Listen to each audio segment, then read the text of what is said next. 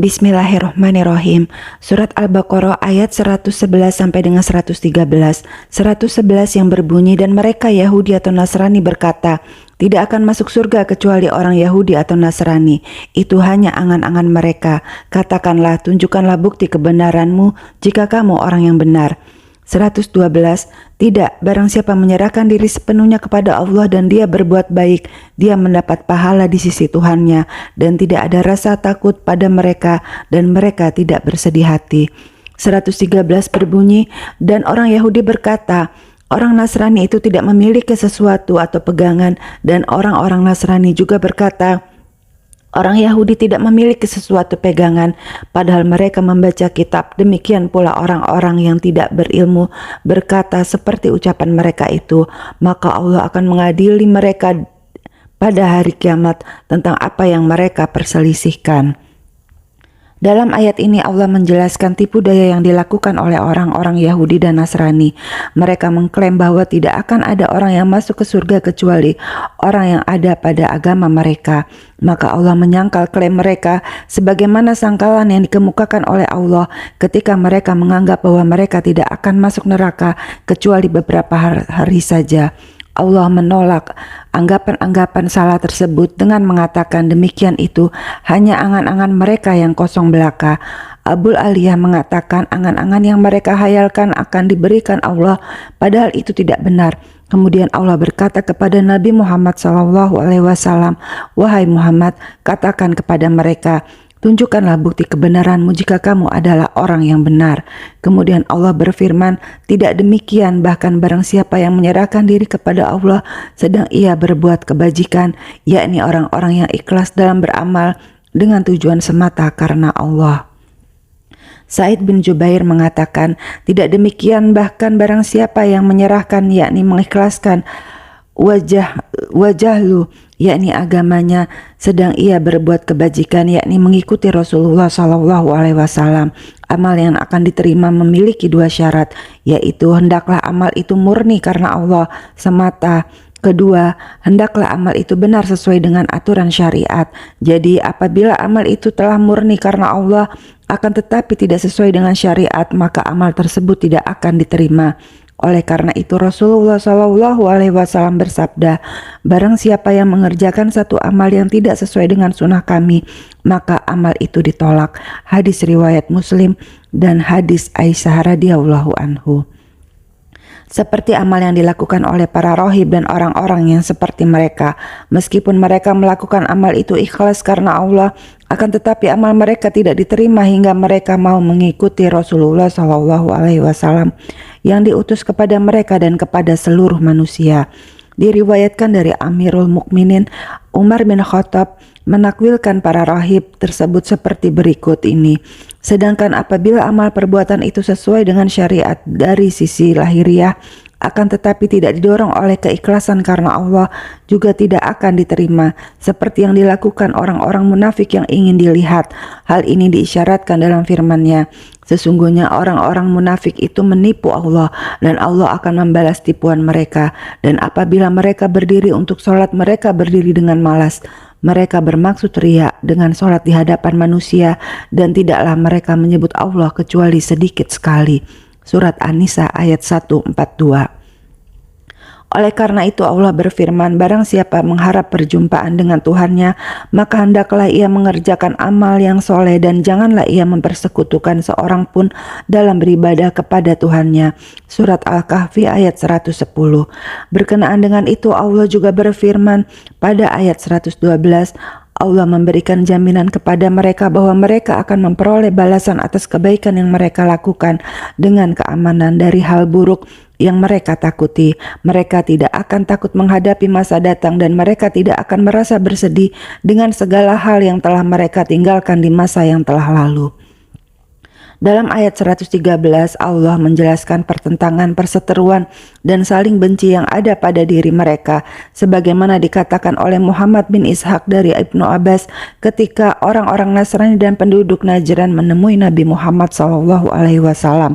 Datanglah rohib-rohib Yahudi dan Nasrani, lalu dua kelompok itu saling berdebat di hadapan Nabi Muhammad SAW. Rafi bin Harmalah berkata, kalian tidak memiliki satu pegangan apapun, kalian telah kufur terhadap Nabi Isa dan kitab Injil. Seorang laki-laki Nasrani yang berasal dari Najran pun angkat bicara, justru kalian yang tidak memiliki pegangan apapun dan kalian telah mengingkari kenabian Musa dan kufur terhadap kitab Taurat. Berkenaan dengan ini Allah menurunkan ayat tersebut di atas. Ibnu Abbas mengatakan, kedua kelompok itu sama-sama membaca Alkitab, akan tetapi mereka saling mengkufuri apa yang mereka temukan di dalam kitab mereka masing-masing. Ungkapan tersebut menunjukkan bahwa sebenarnya kedua kelompok tersebut saling membenarkan apa yang dikemukakan oleh rivalnya. Akan tetapi konteks ayat tersebut mengisyaratkan celaan atas pertentangan yang mereka lakukan, padahal mereka sendiri mengetahui kebenarannya. Firman Allah, demikian pula orang-orang yang tidak mengetahui mengatakan seperti ucapan mereka itu.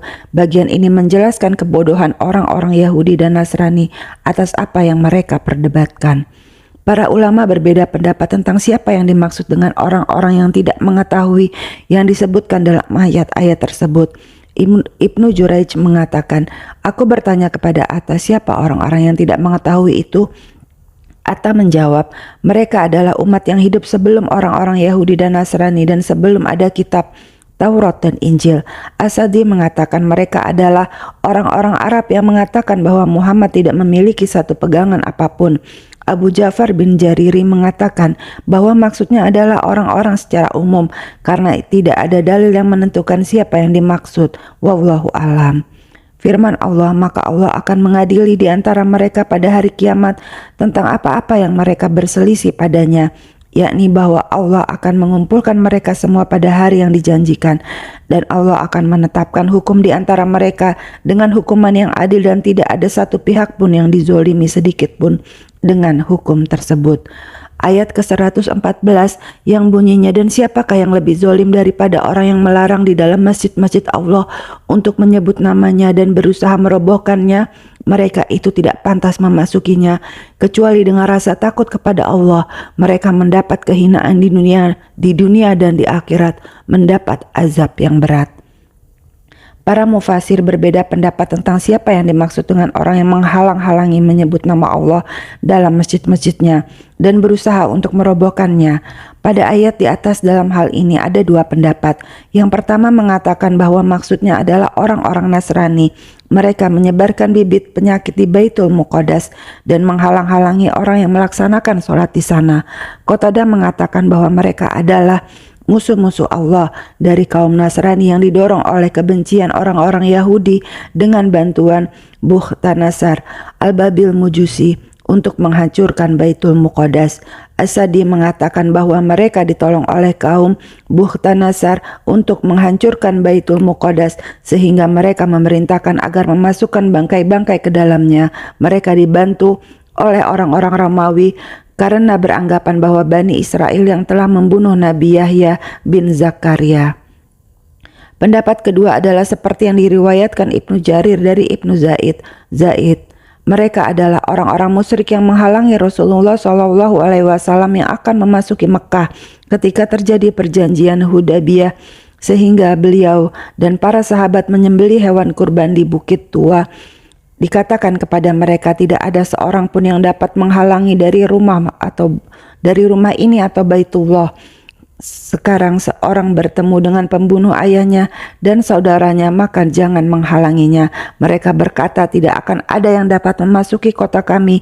Mereka telah membunuh ayah-ayah kami pada perang Badar.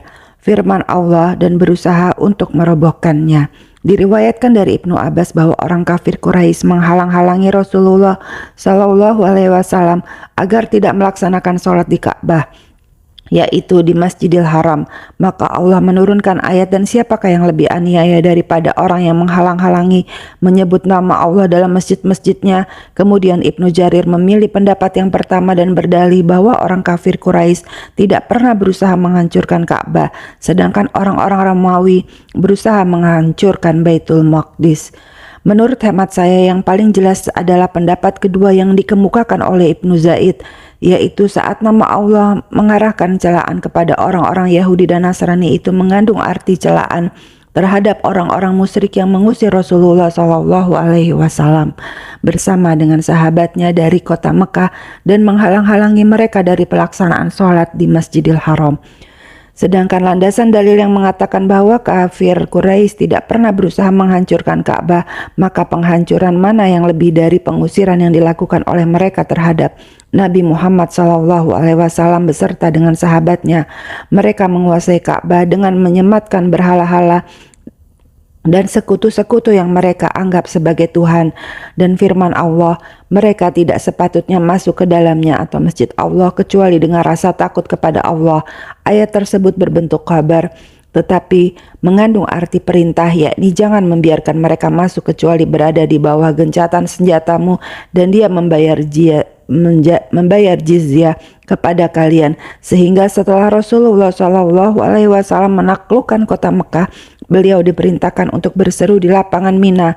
Ingatlah, setelah tahun ini tidak ada lagi orang musyrik yang boleh menunaikan haji, tidak ada lagi tawaf dalam keadaan telanjang. Barang siapa yang memiliki ketertundaan, maka segeralah menunaikannya. Ayat 115 yang berbunyi, dan milik Allah timur dan barat kemanapun kamu menghadap, di sanalah wajah Allah, sungguh Allah maha luas, maha mengetahui.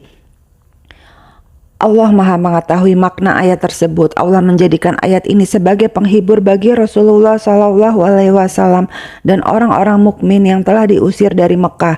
Mereka terpisahkan dari masjid tempat mereka melaksanakan sholat. Bahkan ketika sholat di Mekah, beliau harus menghadap ke Baitul Maqdis, padahal Ka'bah ada di dekat beliau. Pada saat beliau masuk ke Madinah, kiblat dihadapkan ke Baitul Maqdis selama kurang lebih 16 bulan atau 17 bulan. Kemudian baru Allah memindahkan kiblat itu menghadap ke Ka'bah kembali. Oleh karena itulah Allah berfirman, dan kepunyaan Allah lah timur dan barat, maka kemanapun kamu menghadap, disitulah wajah Allah. Ali bin Abu Talha meriwayatkan dari Ibnu Abbas, dia berkata, yang pertama kali dinasakh di dalam Al-Quran adalah masalah kiblat. Tatkala Rasulullah SAW hijrah ke Madinah yang penduduknya adalah orang-orang Yahudi, Allah memerintahkan beliau untuk menjadikan Baitul Maqdis sebagai kiblat. Hal ini membuat orang-orang Yahudi merasa senang. Rasulullah SAW menjadikannya sebagai kiblat selama kurang lebih belasan bulan, sementara di dalam hatinya Rasulullah SAW lebih mencintai kiblatnya Nabi Ibrahim, yaitu Ka'bah. Beliau pun berdoa sambil memandang langit. Maka Allah menurunkan ayat, sungguh kami sering melihat mukamu menengadah ke langit, maka sungguh kami akan memalingkan kamu ke kiblat yang kamu sukai. Palingkanlah mukamu ke arah Masjidil Haram, dan di mana saja kamu berada, palingkanlah mukamu ke arahnya. Surat Al-Baqarah ayat 144. Maka orang-orang Yahudi menjadi bimbang, lalu mereka berkata, apakah yang memalingkan mereka umat Islam dari kiblatnya Baitul Maqdis yang dahulu mereka telah berkiblat kepadanya? Maka Allah menurunkan ayat 115. Berkenaan dengan ayat, maka kemanapun kamu menghadap, disitulah wajah Allah. Ikrimah meriwayatkan dari Ibnu Abbas, maksudnya adalah bahwa kiblat Allah akan kalian temukan kemanapun kalian menghadap, baik ke timur atau ke barat. Mujahid mengatakan, maka kemanapun kamu menghadap, disitulah wajah Allah, yakni dimanapun kalian berada, maka kalian dapat menemukan kiblatnya. Ibnu Jarir mengatakan bahwa ulama lainnya mengatakan ayat tersebut diturunkan oleh Allah sebelum diwajibkannya kembali menghadap kiblat ke Ka'bah. Ayat tersebut diturunkan untuk mengajarkan Nabi Muhammad SAW beserta para sahabatnya bahwa mereka dapat menghadap kemana saja ketika sholat dari arah timur dan barat, sebab mereka tidak menghadapkan wajahnya ke satu arah kecuali Allah berada di arah tersebut. Sebagian mufasir mengatakan bahwa ayat tersebut diturunkan sebagai izin bagi Rasulullah SAW bahwa beliau diperbolehkan menghadap kemana saja dalam melaksanakan sholat sunnah, baik ke timur ataupun ke barat ketika beliau berada di dalam perjalanan. Diriwayatkan dari Ibnu Umar bahwa dia melaksanakan sholat ke arah hewan tunggangannya menghadap. Ketika ditanya, dia menuturkan bahwa Rasulullah SAW melakukan hal itu. Tindakan beliau itu dijadikan takwil untuk menafsirkan ayat tersebut di atas. Sebagian mufasir juga ada yang mengatakan bahwa ayat tersebut diturunkan bagi kelompok orang yang tidak bisa mengetahui arah kiblat yang benar, sehingga mereka melakukan sholat berbeda arah sesuai dengan arah yang mereka yakini. Seperti yang diriwayatkan dari Amir bin Rabi'ah dari ayahnya, dia berkata, pada suatu malam yang gelap gulita kami berada bersama Rasulullah SAW. Kemudian kami terpaksa menghentikan perjalanan dengan keadaan darurat. Kami membuat tempat sholat. Selanjutnya kami mendirikan sholat. Pada saat pagi hari ternyata kami telah melaksanakan sholat ke arah kiblat yang salah. Lalu kami bertanya kepada Rasulullah SAW, wahai Rasulullah, kami melakukan sholat dengan menghadap ke arah yang bukan kiblat. Kemudian Allah menurunkan ayat tersebut. Ibnu Jarir mengatakan bisa juga dimaknai bahwa kemana saja kalian menghadap wajah di dalam doa kalian, maka di sana engkau akan mendapati aku dan aku akan mengabulkan doa kalian. Mujahid mengatakan bahwa ketika turun ayat, berdoalah kalian kepadaku, niscaya aku akan mengabulkan. Para sahabat bertanya, kemana kami menghadap? Maka turunlah ayat, kemanapun kamu menghadap, disitulah wajah Allah.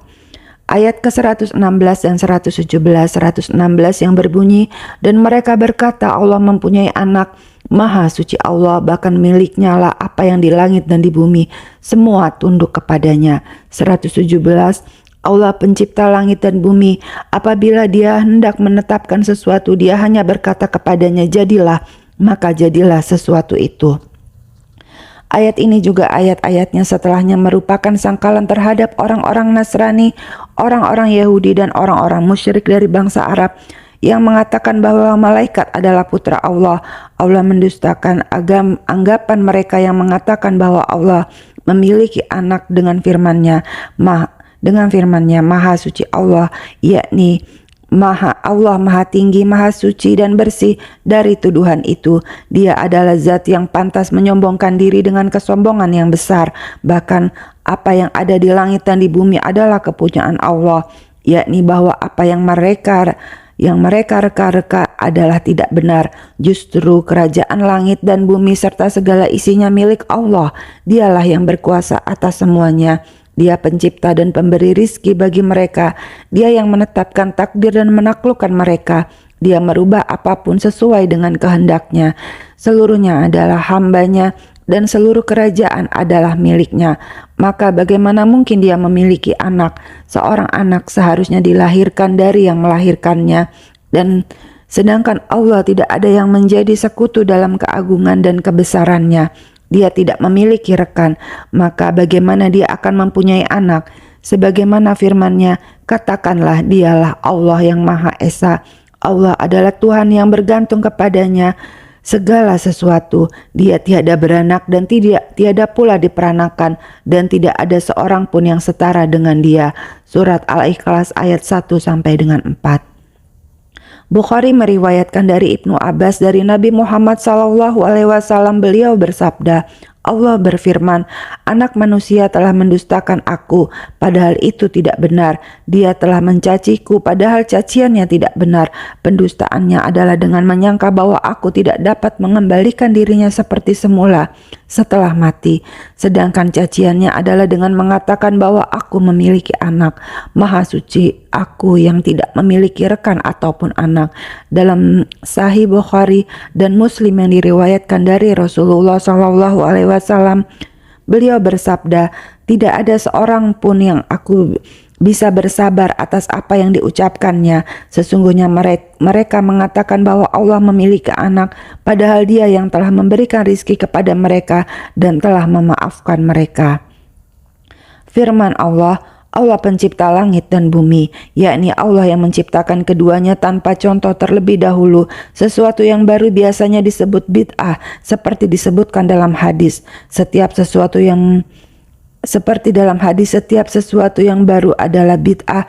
Ibnu Jarir mengatakan, Badi'us samawati wal ardi, yakni bahwa Allah yang menciptakannya. Lafaz badi'u berasal dari pola kalimat muf'il atau mubdi'u dirubah menjadi pola fa'il atau badi'u, seperti kata mu'alim menjadi alim. Makna mubdi'u adalah yang menciptakan pertama kali. Tidak ada sesuatu penciptaan lain yang mendahulinya. Oleh karena itu, orang-orang yang mengarang hal baru dalam syariat agama disebut mubdi'u, sebab perbuatannya adalah hal baru yang belum pernah dilakukan seorang pun atau tidak ada contohnya. Makna dari semua itu adalah bahwa Allah Maha Suci, Dia bersih dari tuduhan bahwa Dia memiliki anak, Dia adalah Raja Langit dan Bumi. Seluruh isinya menjadi saksi atas kemahaesaan Allah, seluruhnya berjalan dalam rangka taat kepadanya. Dia adalah Tuhan yang menciptakan dan menjadikan semuanya ada tanpa misal, tanpa contoh dan tanpa pola yang mendahuluinya. Firman Allah, dan bila Dia berkehendak untuk menciptakan sesuatu, maka cukuplah Dia hanya mengatakan kepadanya jadilah, lalu jadilah ia. Dan ayat ini Allah menjelaskan kesempurnaan kekuasaannya dan keagungannya, kekuatannya. Apabila Dia hendak menciptakan sesuatu, maka baginya mengatakan kun atau jadilah. Sekali saja maka jadilah ia, yakni hal tersebut akan terwujud sesuai dengan apa yang dikehendaki oleh Allah. Ayat ke-118 yang berbunyi, dan orang-orang yang tidak mengetahui berkata, mengapa Allah tidak berbicara dengan kita atau datang tanda-tanda kekuasaannya kepada kita? Demikian pula orang-orang yang sebelum mereka telah berkata seperti ucapan mereka itu, hati mereka serupa. Sesungguhnya telah kami jelaskan tanda-tanda kekuasaan kami kepada orang-orang yang yakin. Ibnu Abbas mengatakan, Rafi bin Hamalah berkata kepada Rasulullah SAW, wahai Muhammad, seandainya benar engkau adalah Rasul seperti apa yang engkau katakan, maka katakan kepada Allah agar Dia langsung berbicara kepada kami, sehingga kami dapat mendengar perkataannya. Maka Allah menurunkan ayat, dan orang-orang yang tidak mengetahui berkata, mengapa Allah tidak langsung berbicara dengan kami atau datang tanda-tanda kekuasaannya kepada kami? Hadis riwayat Muhammad bin Ishaq dari Ibnu Abbas. Mujahid mengatakan bahwa yang berkata kepada Rasulullah SAW seperti perkataan di atas adalah orang-orang Nasrani, sedangkan menurut Qatadah itu adalah perkataan orang-orang musyrik dari bangsa Arab. Pendapat ini dikuatkan dengan menjadikan ayat berikut sebagai penguatnya. Apabila datang sesuatu ayat kepada mereka, mereka berkata, kami tidak akan beriman sehingga diberikan kepada kami yang serupa dengan apa yang telah diberikan kepada utusan-utusan Allah. Surat Al-An'am ayat 124. Firman Allah, hati mereka serupa, yakni hati orang-orang musyrik bangsa Arab, serupa dengan hati orang-orang yang sebelum mereka yang kufur, durhaka dan membangkang. Firman Allah, sesungguhnya kami telah menjelaskan tanda-tanda kekuasaan kami kepada kaum yang yakin, yakni bahwa kami telah menjelaskan bukti-bukti atas kebenaran utusan yang dengan bukti-bukti tersebut sebenarnya tidak dibutuhkan lagi pertanyaan lain, dan bukti tersebut menjadi tambahan bagi orang yang telah meyakini kebenaran utusan tersebut dan mengikutinya. Mereka memahami apa yang dibawanya, bahwa itu datang dari sisi Allah, sedangkan orang-orang yang telah dikunci mati hatinya, telinganya, dan dijadikan penghalang pada pandangannya. Ayat ke-119 yang berbunyi, sungguh kami telah mengutusmu Muhammad dengan kebenaran sebagai pembawa berita gembira dan pemberi peringatan, dan engkau tidak akan diminta pertanggungjawaban tentang penghuni-penghuni neraka. Diriwayatkan dari Ibnu Abbas, dia berkata, yakni memberi kabar gembira dengan adanya surga dan memberi peringatan dengan adanya neraka. Firman Allah, wala tus'alu an ashabil jahim. Mayoritas ulama membaca dengan wala tus'alu, yaitu mendamahkan huruf ta karena posisinya menjadi khabar dalam kalimat. Menurut bacaan Ibnu Mas'ud dibaca dengan walan tus'alu, yakni bahwa kami tidak akan mempertanyakan tentang kekufuran orang yang kufur kepada engkau sebagaimana firman-Nya, karena sesungguhnya tugasmu hanya menyampaikan saja, sedang kamilah yang menghisap amalan mereka. Surat Ar-Ra'd ayat 40. Diriwayatkan dari Atta bin Yasar, dia berkata, aku menjumpai Abdullah bin Amr bin Al-As. Lalu aku berkata kepadanya, ceritakanlah kepadaku tentang sifat-sifat Rasulullah SAW di dalam kitab Taurat. Maka dia menjawab, baiklah, demi Allah apa yang aku temukan Taurat tidak berbeda dengan apa yang disebutkan di dalam Al-Quran, yaitu, wahai Nabi, sesungguhnya kami mengutusmu sebagai saksi yang memberikan kabar gembira dan peringatan, melindungi umat. Kamu adalah hambaku dan rasulku. Kusebut engkau dengan nama Al-Mutawakkil. Sifatnya tidak keras dan juga tidak kasar. Beliau tidak membalas keburukan dengan keburukan, melain pemurah dan pemberi maaf, sehingga beliau sanggup meluruskan agama yang telah lama menyimpang, sehingga mereka mengikrarkan kalimat la ilaha illallah. Dengannya terbuka mata yang buta, telinga yang tuli, dan hati yang terkunci. Hadis riwayat Bukhari dan Ahmad. Ayat ke-120 dan 121. 120 Dan orang-orang Yahudi dan Nasrani tidak akan rela kepadamu Muhammad sebelum engkau mengikuti agama mereka.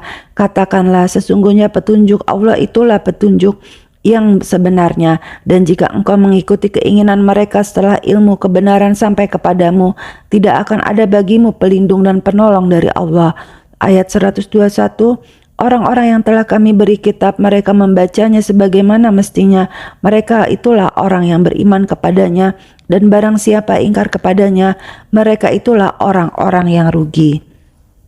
Ibnu Jarir mengatakan orang-orang Yahudi dan Nasrani tidak akan senang kepada kamu sehingga kamu mengikuti agama mereka, yakni bahwa Allah berfirman, wahai Muhammad, orang-orang Yahudi dan Nasrani selamanya tidak akan pernah rela atas dirimu, maka tinggalkan harapan memperoleh kerelaan mereka. Hadapkanlah dirimu kepada keridhaan Allah dalam menyeru mereka sebagaimana engkau diutus untuk menyampaikan kebenaran. Firman Allah, katakanlah, sesungguhnya petunjuk Allah itulah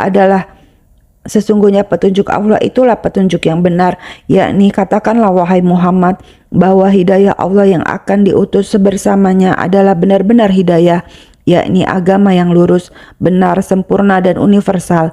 Pada ayat ini terdapat peringatan ancaman yang keras bagi umat yang mengikuti orang-orang Yahudi dan Nasrani setelah mereka mengetahui dari Al-Quran dan Sunnah.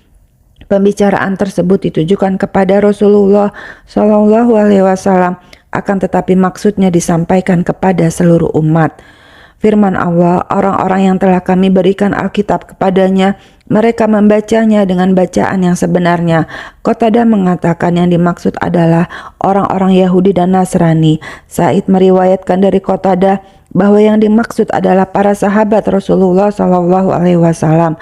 Ibnu Mas'ud mengatakan, demi zat yang jiwaku berada di tangannya, sesungguhnya hakku tilawati, yaitu menghalalkan yang halal, mengharamkan yang haram, dan membacanya sebagaimana yang diturunkan Allah, dengan tidak mengubah kalimat dari tempatnya masing-masing, serta tidak mentakwilkan kepada takwil yang tidak seharusnya.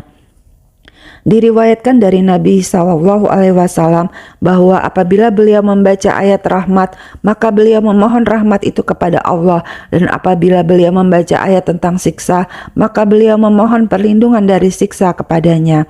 Firman Allah, mereka itu beriman kepadanya, yaitu mereka yang menegakkan kitabnya dari orang-orang ahlul kitab, yaitu kitab yang diturunkan kepada para nabi terdahulu dengan penegakan yang sebenar-benarnya, beriman kepada apa yang diutus kepadamu, wahai Muhammad.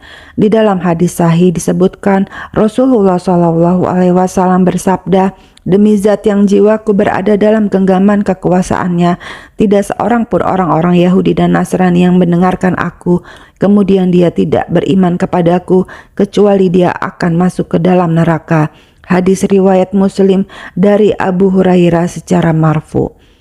Ayat ke-122 dan 123 yang bunyinya, wahai Bani Israel, ingatlah nikmatku yang telah aku berikan kepadamu, dan aku telah melebihkan kamu dari semua umat yang lain di alam ini pada masa itu, dan takutlah kamu pada hari ketika tidak seorang pun dapat menggantikan atau membela orang lain sedikit pun.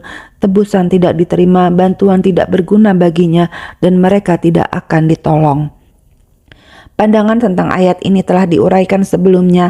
Ayat ini diulang sebagai bentuk penegasan dan dorongan agar mereka mau mengikuti Muhammad Sallallahu Alaihi Wasallam, seorang Rasul yang namanya, sifat dan ciri-cirinya mereka temukan dalam kitab mereka. Maka Allah memperingatkan mereka agar tidak menutup-nutupi hal itu dan menyembunyikan nikmat Allah yang telah dikaruniakan kepada mereka. Ayat ke-124 yang berbunyi, dan ingatlah ketika Ibrahim diuji Tuhannya dengan beberapa kalimat, lalu dia melaksanakannya dengan sempurna. Dia Allah berfirman, sesungguhnya aku menjadikan engkau sebagai pemimpin bagi seluruh manusia. Dia Ibrahim berkata, dan juga dari anak cucuku. Allah berfirman, benar, tetapi janjiku tidak berlaku bagi orang-orang zalim. Dalam ayat ini Allah memperingatkan bahwa betapa mulianya Nabi Ibrahim alaihi salam. Allah menjadikannya sebagai imam bagi manusia untuk diikuti jejak tauhidnya, yaitu ketika dia menegakkan perintah dan larangan yang dibebankan kepadanya. Oleh karena itu Allah berfirman, dan ingatlah ketika Ibrahim diuji Tuhannya dengan beberapa kalimat perintah dan larangan. Wahai Muhammad, peringatkan kepada seluruh orang-orang musyrik dan ahlul kitab yang telah menyimpang dari agama Ibrahim. Peringatkan mereka akan ujian Allah terhadap Nabi Ibrahim alaihi salam, yaitu ujian berupa perintah-perintah dan larangan-larangan yang menjadi beban baginya. Maka Ibrahim dapat menunaikan seluruh ujian tersebut. Para ulama berbeda pendapat tentang maksud dari ayat dengan beberapa kalimat. Ibnu Abbas mengatakan bahwa yang dijadikan ujian bagi Ibrahim adalah manasik. Masih dari Ibnu Abbas diriwayatkan bahwa maksudnya adalah bersuci, 5 hal yang berada di daerah kepala dan 5 hal yang berada pada badan.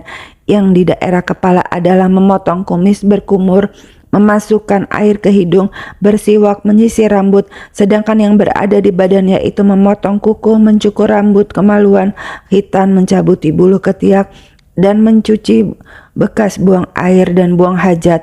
Dalam Sahih Bukhari dan Muslim diriwayatkan dari Abu Hurairah bahwa Rasulullah SAW bersabda, fitrah itu ada 5 hal. Khitan, meminta hukuman atau had, mencukur kumis, memotong kuku, dan mencabut bulu ketiak. Ibrahim bin Ishaq juga meriwayatkan dari Ibnu Abbas, dia berkata, maksud dari beberapa kalimat yang ditujukan oleh Allah kepada Nabi Ibrahim adalah berpisah dengan kaumnya ketika dia diperintahkan oleh Allah untuk menjauhi mereka karena Allah. Tekanan Raja Namrus ketika Ibrahim harus menghadapinya, kesabarannya ketika Ibrahim harus dibakar di dalam api, meninggalkan negeri yang dicintai ketika Allah memerintahkannya untuk keluar meninggalkan kaumnya, perintah bertamu dan bersabar atas diri dan makanan yang ada, dan ujian ketika Ibrahim harus menyembelih putranya. Setelah seluruh ujian tersebut selesai, ditunaikan dengan sempurna dan penuh keikhlasan, Allah berfirman kepadanya, tunduk patuhlah. Ibrahim menjawab, aku tunduk patuh kepada Tuhan semesta alam. Surat Al-Baqarah ayat 131. Diriwayatkan dari Yahya bin Sa'id bahwa dia mendengar Sa'id bin Musayyab mengatakan, Ibrahim alaihi salam adalah orang pertama yang dihitan, orang pertama yang menjamu tamu, orang pertama yang memotong kuku, orang pertama yang mencukur kumis, orang pertama yang beruban. Ketika dia mendapatinya, dia berkata, apa ini? Itu adalah ketenangan. Maka Ibrahim berdoa, ya Allah, tambahkanlah ketenangan bagi diriku. Ketika Allah menjadikan Ibrahim sebagai imam, dia memohon kepada Allah agar menjadikan imam-imam setelah dia diambil dari keturunannya sendiri. Maka Allah telah mengabulkan doa tersebut. Akan tetapi Allah juga mengabarkan bahwa akan ada dari keturunan Ibrahim yang zalim, sebab janji Allah tersebut tidak berlaku bagi orang-orang yang zalim, sehingga mereka yang zalim itu tidak bisa menjadi imam. Seperti disebutkan dalam firman-Nya, Ibrahim berkata, dan saya mohon juga dari keturunanku. Allah berfirman, janjiku ini tidak mengenai orang-orang yang zalim. Ar-Rabi bin Anas mengatakan bahwa janji yang dibicarakan oleh Allah kepada hambanya adalah berkenaan dengan agamanya. Dengan kata lain, agamanya tidak akan mengenai orang-orang zalim. Bukankah Allah berfirman, kami limpahkan keberkahan atasnya dan atas Ishak, dan di antara anak cucunya ada yang berbuat baik dan ada pula yang zalim terhadap dirinya sendiri dengan nyata. Surat As-Saffat ayat 113, yakni bahwa tidak semua keturunan berada dalam kebenaran, wahai Ibrahim. diriwayatkan bahwa Rasulullah Shallallahu Alaihi Wasallam bersabda bahwa firman Allah, janjiku ini tidak mengenai orang-orang yang zalim, yakni bahwa tidak boleh patuh kecuali kepada kebaikan. Hadis riwayat Ibnu Murdawai dari Ali bin Abu Talib. Asadi mengatakan, janjiku ini tidak mengenai orang-orang yang zalim, janjiku maksudnya nubuahku. Ayat ke-125 yang berbunyi, dan ingatlah ketika kami menjadikan rumah atau Ka'bah tempat berkumpul dan tempat yang aman bagi manusia, dan jadikanlah makam Ibrahim itu tempat sholat, dan telah kami perintahkan kepada Ibrahim dan Ismail, bersihkanlah rumahku untuk orang-orang yang tawaf, orang yang itikaf, orang yang ruku, dan orang yang sujud. Berkenaan dengan ayat 125 diriwayatkan dari Ibnu Abbas, dia berkata, jadi tempat berkumpul dan jadi tempat kembali. Ubadah bin Abu Lubabah mengatakan, tidak ada seorang pun yang datang kepadanya kemudian kembali kecuali dia merasa telah memperoleh keinginannya. Dalam riwayat lain, Sa'id bin Jubair meriwayatkan dari Ikrimah dan Qatadah, matsabatan linas artinya tempat berkumpul, amnan artinya keamanan bagi manusia. Pada masa jahiliyah biasanya terjadi perampasan sehingga mereka merasa aman, tidak ada yang berani masuk ke dalamnya. Dalam ayat tersebut Allah mengingatkan tentang tempat Ibrahim disertai dengan perintah mendirikan sholat di dalamnya. Maka Allah berfirman, dan jadilah sebagian makam Ibrahim tempat sholat. Para mufasir berbeda pendapat tentang makam yang dimaksud di dalam ayat tersebut. Mujahid meriwayatkan dari Ibnu Abbas, makam Ibrahim adalah seluruh ibadah ihram. Ada juga pendapat yang mengatakan bahwa maksudnya adalah seluruh ibadah haji, Mina, melempar jumroh, tawaf dan sa'i antara Safa dan Marwah. Berkenaan dengan firman Allah, dan jadikanlah sebagian makam Ibrahim tempat sholat.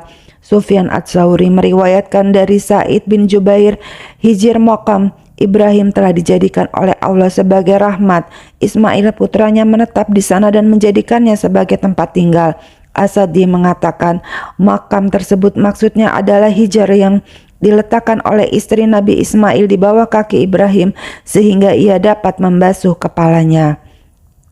Ibnu Juraij meriwayatkan dari Jabir bahwa Rasulullah SAW melakukan putaran sebanyak 3 putaran, lalu berjalan 4 langkah. Setelah itu beliau menghampiri makam Ibrahim dan beliau sholat di sana. Setelah itu beliau membaca ayat, dan jadikanlah sebagian makam Ibrahim tempat sholat. Ibnu Jarir juga meriwayatkan dari Jabir bahwa Rasulullah SAW mencium rukuni, lalu berputar sebanyak 3 putaran, kemudian beliau melangkah 4 langkah hingga sampai di makam Ibrahim. Beliau membaca ayat, dan jadikanlah sebagian makam Ibrahim tempat sholat. Setelah itu beliau berdiri di antara makam tersebut dan Baitullah dan mendirikan sholat 2 rakaat. Ini merupakan bagian dari sebuah hadis panjang yang diriwayatkan oleh Imam Muslim dalam kitab sahihnya.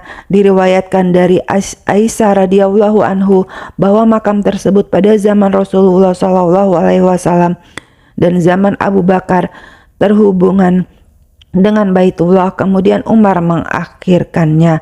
Hadis riwayat Baihaqi. Ibnu Katsir mengatakan sanad hadis tersebut sahih. Ayat ke-125 sampai 128. 125 yang berbunyi, dan ingatlah ketika kami menjadikan rumah atau Ka'bah tempat berkumpul dan tempat yang aman bagi manusia, dan jadikanlah makam Ibrahim itu tempat sholat. Dia telah kami perintahkan kepada Ibrahim dan Ismail, bersihkanlah rumahku untuk orang-orang yang tawaf, orang yang itikaf, orang yang ruku, dan orang yang sujud. Ayat ke-126 yang berbunyi, dan ingatlah ketika Ibrahim berdoa, ya Tuhanku, jadikanlah negeri Mekah ini negeri yang aman, dan berilah rezeki berupa buah-buahan kepada penduduknya, yaitu di antara yang mereka beriman kepada Allah dan hari kemudian. Dia Allah berfirman, dan kepada orang yang kafir dan akan aku beri kesenangan sementara, kemudian akan aku paksa dia ke dalam azab neraka, dan itulah seburuk-buruk tempat kembali. Ayat 108, 127, dan ingatlah ketika Ibrahim meninggikan pondasi Baitullah bersama Ismail seraya berdoa, ya Tuhan kami, terimalah amal dari kami, sungguh Engkaulah yang maha mendengar, maha mengetahui. Ayat 128 yang berbunyi, ya Tuhan kami, jadikanlah kami orang yang berserah diri kepadamu, dan anak cucu kami juga umat yang berserah diri kepadamu, dan tunjukkanlah kepada kami cara-cara melakukan ibadah haji kami, dan terimalah taubat kami, sungguh Engkaulah yang maha penerima taubat, maha penyayang. Berkenaan dengan ayat yang berbunyi wa ahidna ila Ibrahim mawa Ismaila, Hasan al-Basri mengatakan, yakni Allah memerintahkan keduanya untuk membersihkan Baitullah dari kotoran dan najis agar tidak ada sedikit pun noda yang mengotorinya. Kata kerja dalam ayat tersebut menjadi muta'adi atau kata kerja yang membutuhkan maf'ul karena adanya huruf ilah.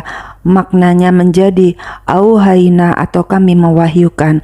Firman Allah, bersihkanlah rumahku untuk orang-orang yang tawaf, yang itikaf, yang ruku dan yang sujud, yakni bersihkanlah dari berhala, kecabulan, kedustaan dan kekejian.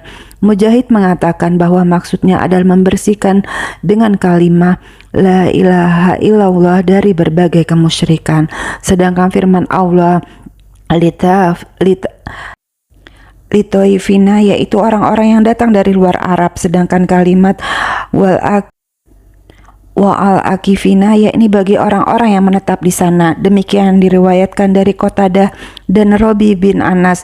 Keduanya menafsirkan kalimat wal akifina, yaitu orang-orang yang tinggal menetap di sana. Ibnu Jarir mengatakan bahwa makna ayat adalah sebagai berikut: kami memerintahkan kepada Ibrahim dan Ismail agar menyucikan rumah kami bagi orang-orang yang tawaf. Perintah mensucikan tersebut adalah berkenaan dengan pembersihan Baitullah dari berhala-berhala, penyembahan-penyembahannya, dan berbagai kemusyrikan. Apabila ada pertanyaan apakah sebelum pembangunan yang dilakukan Ibrahim terdapat sesuatu hal yang harus dibersihkan, maka jawabannya bisa dikemukakan dua pandangan. Pertama, bahwa Ibrahim dan Ismail diperintahkan untuk mensucikannya dari penyembahan yang ada pada zaman kaum Nabi Nuh alaihi salam yang juga menyembah berhala, agar hal tersebut menjadi anutan bagi kaum yang hidup setelahnya, karena Allah telah menjadikan Ibrahim alaihi salam sebagai imam yang harus diikuti. Menurut hemat saya bahwa jawabannya akan panjang, sebab sudah ada penyembahan terhadap berhala sejak sebelum zaman Ibrahim. Hal ini membutuhkan penetapan dalil atas dimaksudnya Nabi Muhammad sallallahu alaihi wasallam. Jawaban yang kedua, bahwa Allah memerintahkan keduanya agar melakukan pembangunan tersebut dengan berlandaskan ikhlas karena Allah semata, tidak menyekutukannya, maka keduanya membangun Baitullah dengan menyucikannya dari kemusyrikan dan kebimbangan. Kemudian Allah menyebutkan bahwa Baitullah merupakan dasar bagi orang yang menyembah Allah, bukan berarti mempersekutukannya atau untuk tawaf dan mendirikan sholat.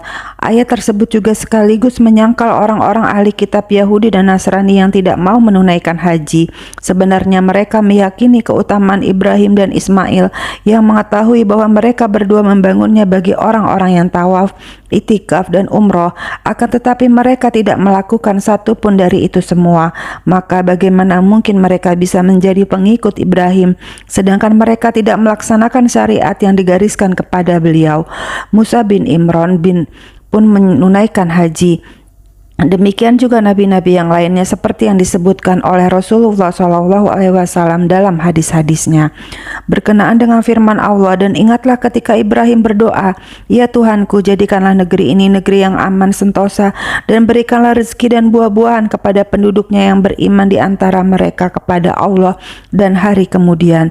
Ibnu Jarir meriwayatkan dari Jabir bin Abdillah, Rasulullah SAW bersabda, sesungguhnya Ibrahim telah mensucikan Baitullah dan mengamankannya, sedangkan aku telah mensucikan Madinah. Maka janganlah kalian memburu hewannya dan mematahkan tumbuhan yang ada di dalamnya.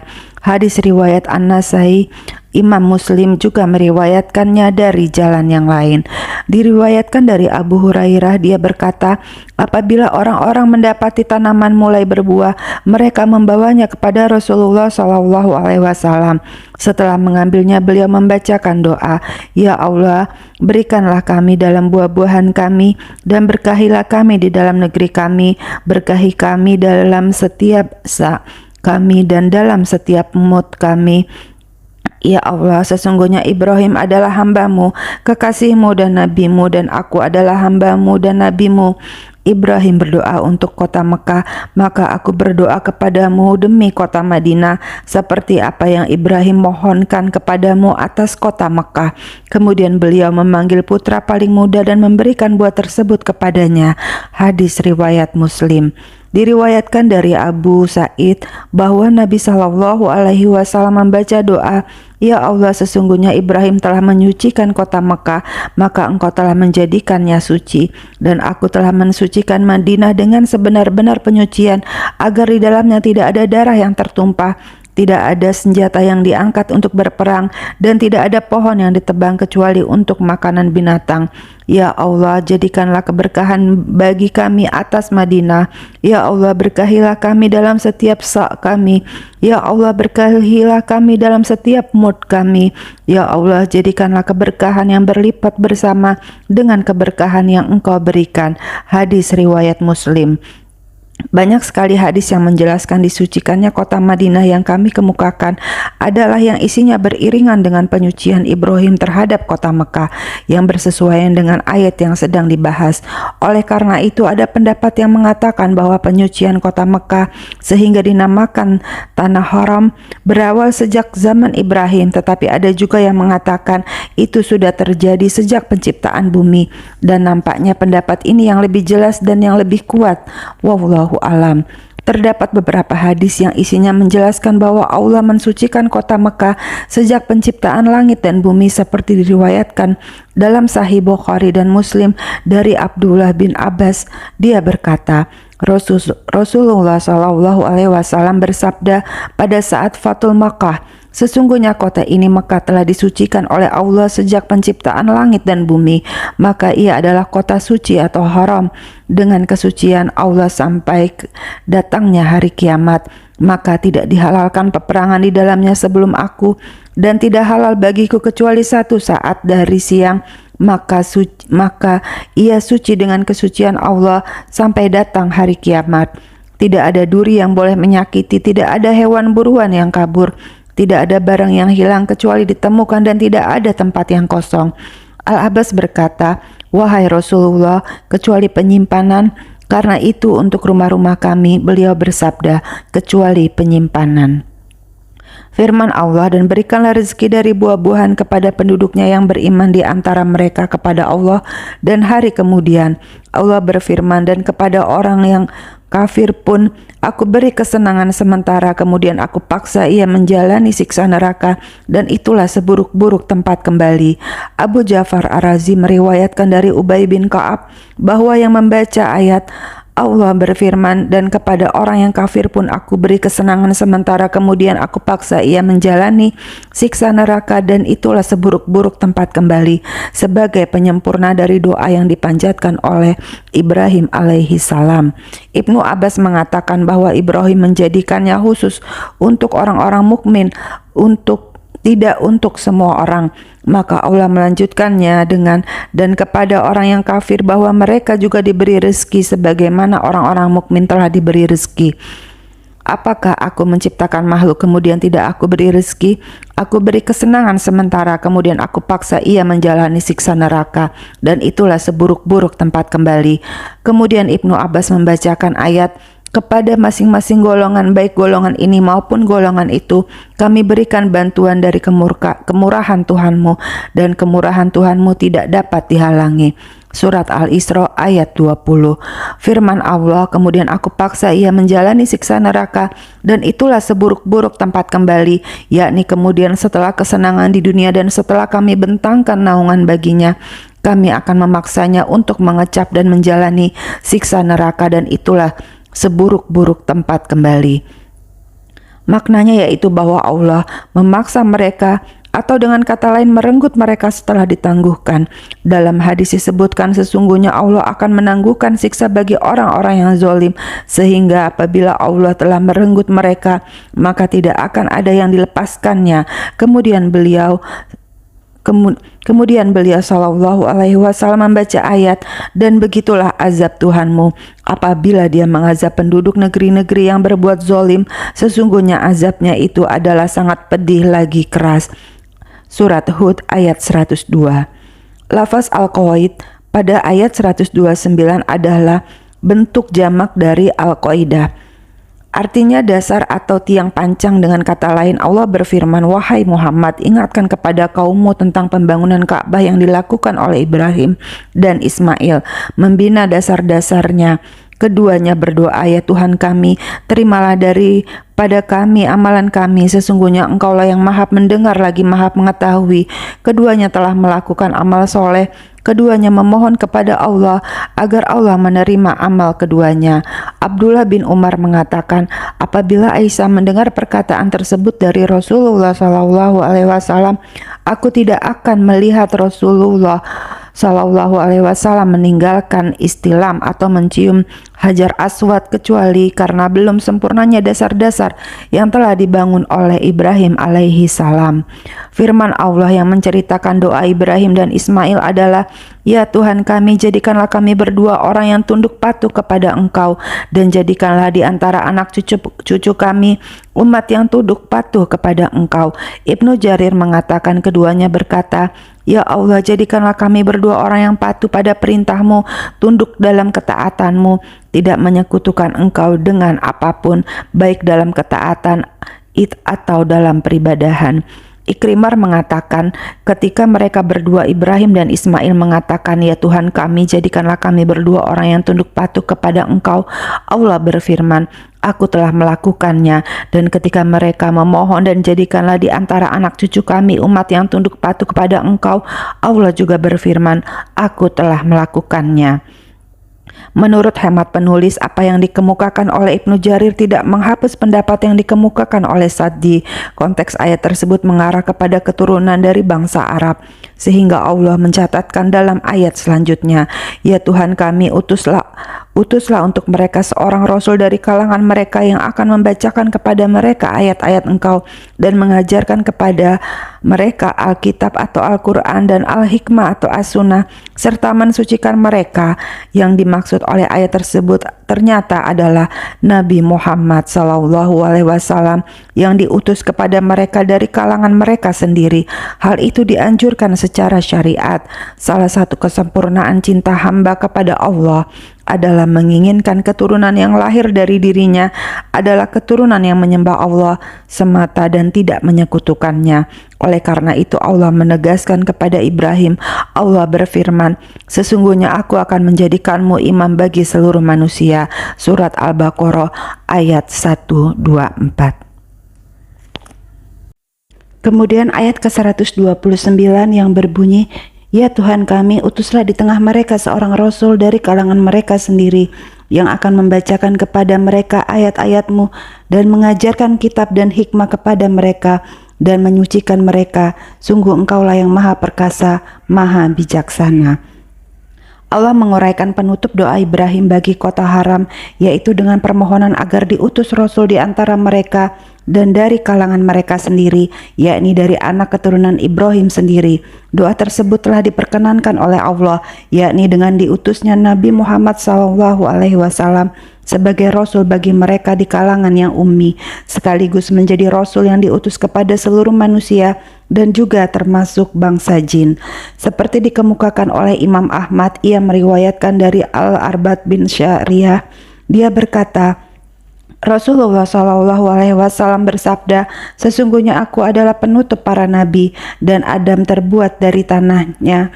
Aku akan mengabarkan tentang awal itu semua, yaitu doanya moyangku Ibrahim alaihi salam, kabar dari Isa tentang aku, mimpi yang dialami ibuku dan juga yang dialami oleh ibunya para nabi." Hadis riwayat Imam Ahmad. Firman Allah Ya Tuhan kami, utuslah untuk mereka seorang rasul dari kalangan mereka, yakni dari umat Muhammad sallallahu alaihi wasallam. Dikatakan kepada Ibrahim doa tersebut telah dikabulkan dan ia akan muncul di akhir zaman.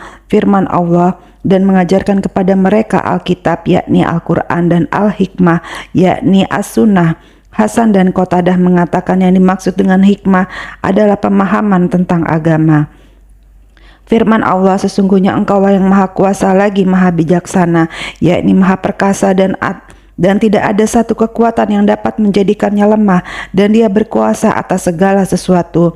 Al-Hakim, yakni bijaksana dan perbuatannya, dan juga dalam firman-Nya, dia adalah zat yang meletakkan sesuatu pada tempat hal itu karena ilmunya, hikmahnya, dan keadilannya.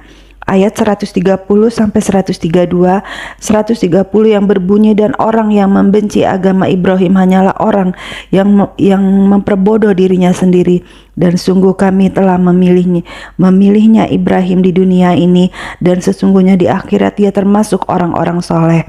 Ingatlah ketika Tuhan, ayat 131, ingatlah ketika Tuhan berfirman kepadanya, Ibrahim, berserah dirilah. Dia menjawab, aku berserah diri kepada Tuhan seluruh alam. Ayat 132 yang berbunyi, dan Ibrahim mewasiatkan ucapan itu kepada anak-anaknya. Demikian pula Yakub. Wahai anak-anakku, sesungguhnya Allah telah memilih agama ini untukmu, maka janganlah kamu mati kecuali dalam keadaan muslim. Pada ayat ini Allah berfirman untuk menyangkal orang-orang kafir yang melakukan kemusyrikan. Mereka menentang milah Ibrahim yang lurus. Ibrahim memegang teguh tauhid, ia tidak mau menyekutukan Allah. Ia melepaskan diri dari segala bentuk sesembahan kaumnya.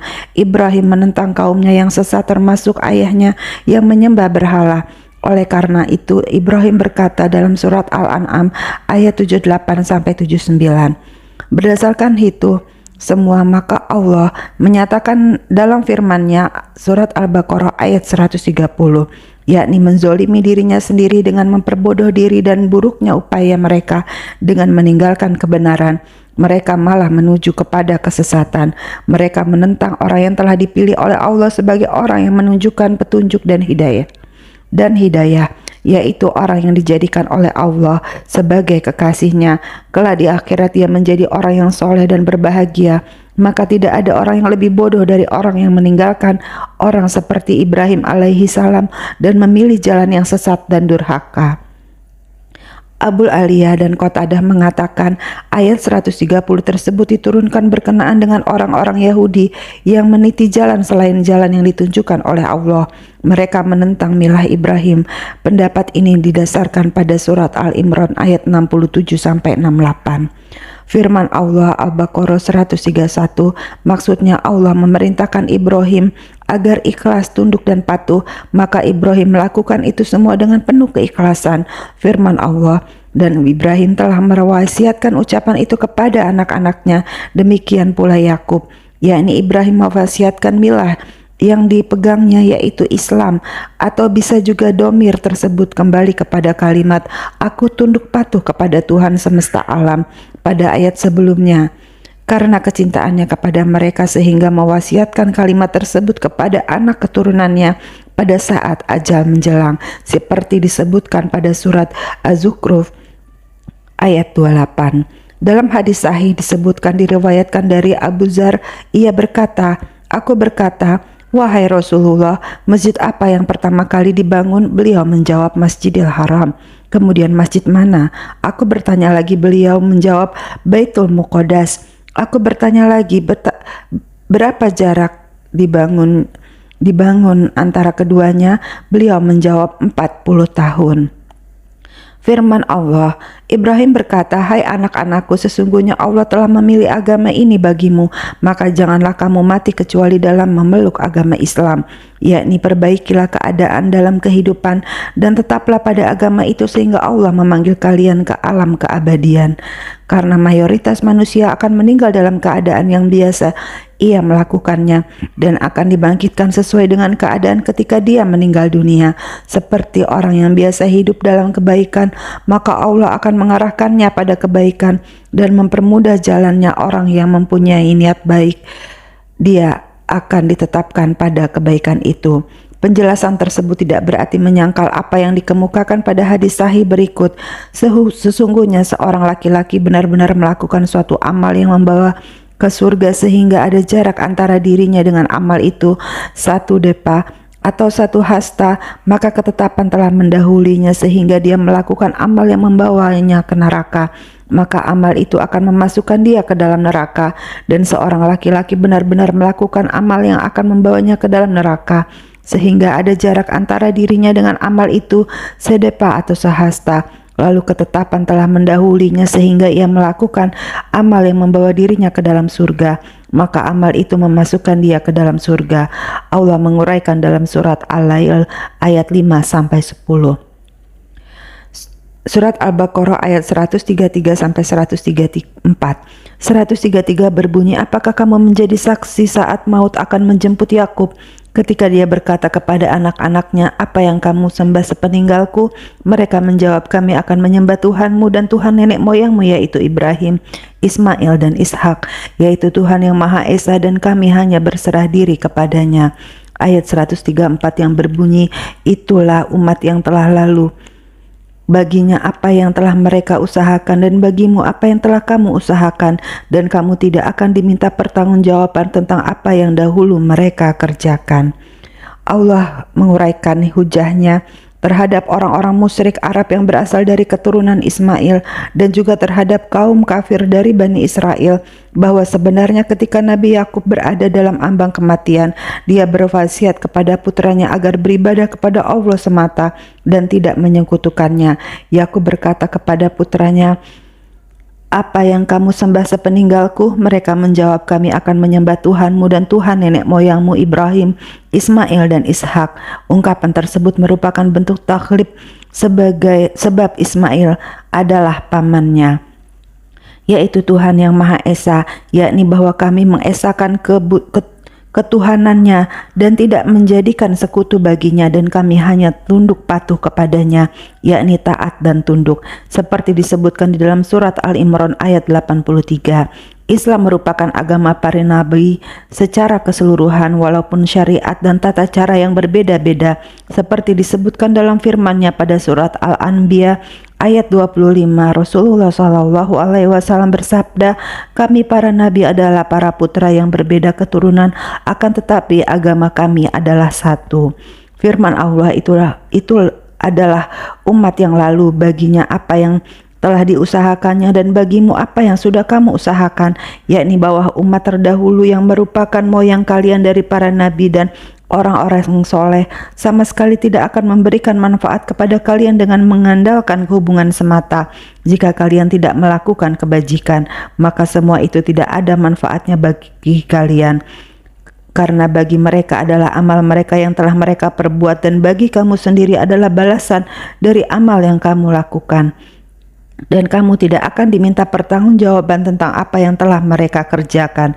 Sehingga dalam sebuah atsar sahabat disebutkan orang yang memperlambat amalnya tidak akan dipercepat oleh hubungan nasabnya, atau atsar ini bisa dikategorikan sebagai hadis yang marfu karena diriwayatkan oleh Muslim secara marfu dari hadis panjang yang diriwayatkan oleh Abu Hurairah. Ayat 135 yang bunyinya, dan mereka berkata, jadilah kamu penganut Yahudi atau Nasrani, niscaya kamu mendapat petunjuk. Katakanlah tidak, tetapi kami mengikuti agama Ibrahim yang lurus dan tidak termasuk golongan orang yang mempersekutukan Tuhan. Diriwayatkan dari Ibnu Abbas, dia berkata, Abdullah bin Suraya Al-Awar berkata kepada Rasulullah SAW, tidaklah Yahudi itu kecuali agama kami. Seandainya engkau mengikuti agama kami, niscaya engkau akan mendapatkan petunjuk. Orang Nasrani juga mengatakan hal yang sama, bahwa agama mereka yang dapat memberikan petunjuk. Maka Allah menurunkan ayat, dan mereka berkata, hendaklah kamu menjadi penganut agama Yahudi atau Nasrani, niscaya kamu mendapat petunjuk. Katakanlah tidak, melainkan kami mengikuti agama Ibrahim yang lurus. Hadis riwayat Ibnu Ishaq, yakni bahwa kami tidak menginginkan seruan kalian baik Yahudi ataupun Nasrani, kami hanya mengikuti milah Ibrahim yang lurus.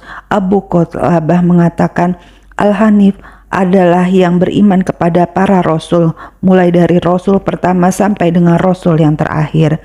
Kemudian ayat 136 yang berbunyi, katakanlah kami beriman kepada Allah dan kepada apa yang diturunkan kepada kami dan kepada apa yang diturunkan kepada Ibrahim, Ismail, Ishak, Yakub dan anak cucunya, dan kepada apa yang diberikan kepada Musa dan Isa, serta kepada apa yang diberikan kepada nabi-nabi dari Tuhan mereka. Kami tidak membeda-bedakan seorang pun di antara mereka, dan kami berserah diri kepadanya. Dalam ayat ini Allah membimbing hamba-hambanya yang beriman kepada keimanan melalui perantara Nabi Muhammad SAW dengan apa yang dibawanya secara rinci dan beriman kepada apa yang dibawa oleh para nabi terdahulu secara ijma. Pada ayat tersebut ada beberapa nama rasul tertentu yang disebutkan secara langsung dan ditutup dengan menyebutkan secara global bahwa tidak boleh membeda-bedakan keimanan terhadap mereka satu sama lain, melainkan mereka semua harus diimani. Jangan seperti orang yang digambarkan oleh Allah dalam surat An-Nisa ayat 15-151. Diriwayatkan dari Abu Hurairah, dia berkata, Ahlul Kitab membaca kitab Taurat dengan bahasa Ibrani dan menafsirkannya dengan bahasa Arab untuk pemeluk agama Islam. Maka Rasulullah SAW bersabda, tidak perlu membenarkan Ahlul Kitab dan tidak perlu mendustakan mereka, tetapi katakanlah aku beriman kepada Allah dan apa-apa yang diturunkannya. Hadis riwayat Bukhari. Abul Aliyah dan Qatadah mengatakan Al-Asbat adalah anak keturunan Nabi Yakub. Yakub mempunyai 12 anak. Dari setiap anak tersebut lahirlah umat manusia yang disebut dengan Al-Asbat. Al-Khalil bin Ahmad mengatakan Al-Asbat di Bani Israel sama halnya seperti kabilah-kabilah yang ada di Bani Ismail. Az-Zamakhsyari mengatakan Al-Asbat adalah cucu Yakub, keturunan dari anak-anaknya yang berjumlah 12 orang. Imam Bukhari mengatakan bahwa Al-Asbat adalah kabilah-kabilah yang terdapat di Bani Israel. Dengan demikian maksud dari Al-Asbat dapat dikatakan sebagai bangsa-bangsa pada Bani Israel, dan Allah menurunkan wahyu kepada para nabi yang berasal dari mereka, seperti yang dikatakan Nabi Musa kepada Bani Israel, seperti disebutkan pada surat Al-Maidah ayat 20. Al-Baqarah ayat 137 dan 138. 137 yang berbunyi, maka jika mereka telah beriman sebagaimana yang kamu imani, sungguh mereka telah mendapat petunjuk. Tetapi jika mereka berpaling, sesungguhnya mereka berada di dalam permusuhan denganmu. Maka Allah mencukupkan engkau Muhammad terhadap mereka dengan pertolongannya, dan dia maha mendengar, maha mengetahui. Ayat 138 berbunyi, Sibqah Allah, siapa yang lebih baik sibgah Allah, siapa yang lebih baik sibgahnya daripada Allah, dan kepadanya kami menyembah.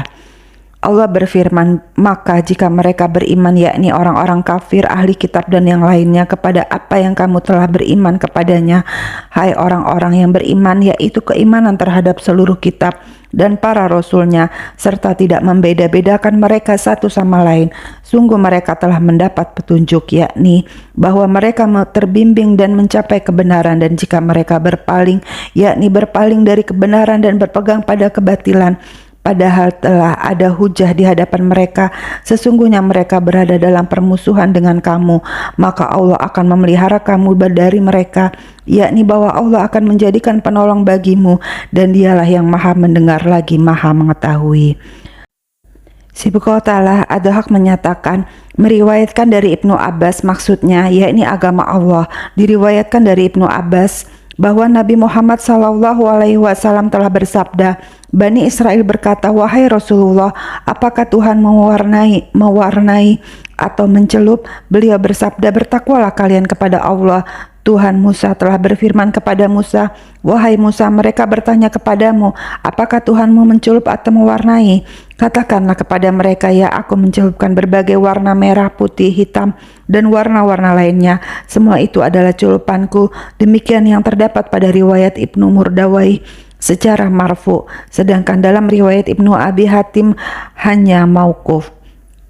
Kemudian ayat 139 dan 141, 139 yang berbunyi, "Katakanlah Muhammad, apakah kamu hendak berdebat dengan kami tentang Allah?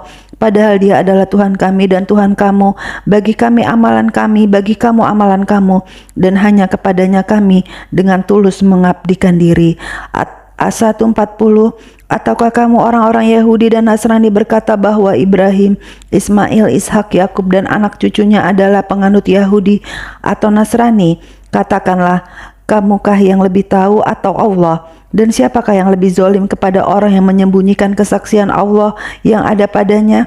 Allah tidak lengah terhadap apa yang kamu kerjakan."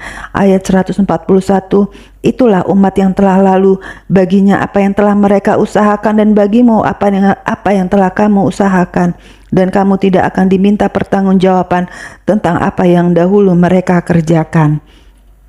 Dalam ayat ini Allah mengarahkan nabinya dalam menangkis pertentangan yang diperbuat kaum musyrikin. "Katakanlah, apakah kamu memperdebatkan dengan kami tentang Allah, yakni tentang tauhidullah, keikhlasan, turut dan tunduk kepadanya, padahal Dia adalah Tuhan kami dan Tuhan kamu, yakni Zat yang mengurusi kami dan juga kalian.